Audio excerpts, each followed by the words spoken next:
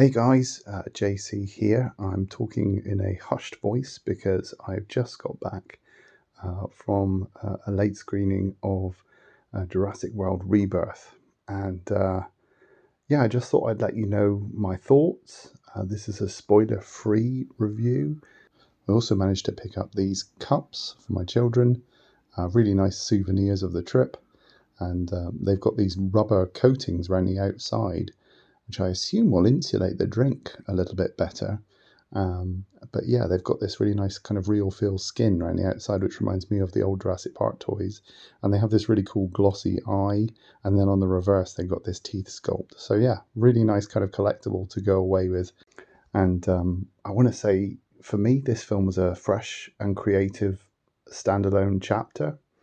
I think Gareth Edwards' confidence as a filmmaker certainly shows, especially in terms of pacing and building up of the characters and fleshing them out. I would say the film returns to a form of being stranded on an island with survival being important again, which I was pleased to see.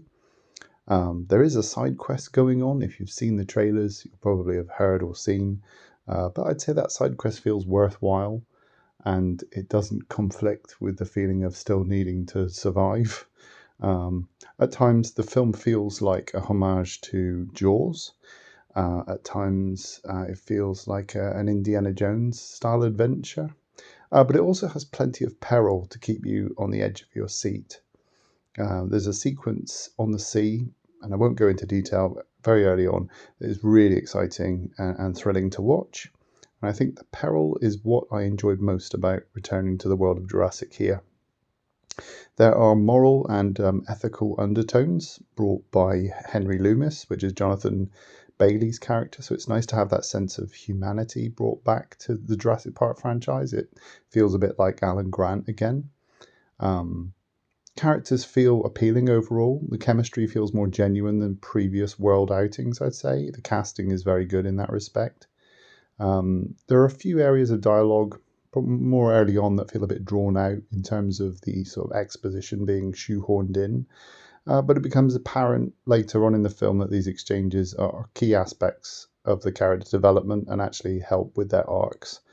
There are a few sequences that remind me of the Jurassic Park and Lost World novels by Michael Crichton, which is a good thing. But David Coet, being the screenwriter for this film, he was also the screenwriter for the original Jurassic Park and The Lost World. Because he knows that we know these parts of the novel, he kind of brings a freshness to them and goes in directions that you don't expect. So I thought that was pretty good.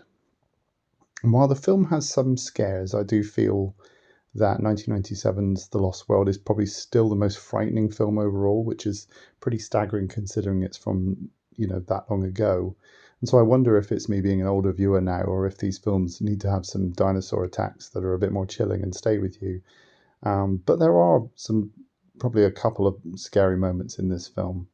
I think Spielberg is probably the best at these kind of dinosaur attacks in the first two films, because they probably stand out the most. But overall, an enjoyable watch, an enjoyable film. Definitely go and check it out. It's probably my favourite out of the World franchise so far, and it works as a standalone adventure, which is nice. I think a standalone adventure is what I've wanted for a while, to kind of see a dip into the world, but not going too deep, in that it interferes with the kind of existing framework of Jurassic Park.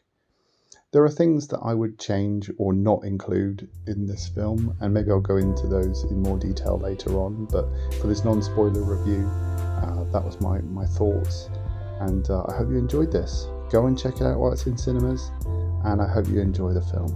Okay, thanks guys.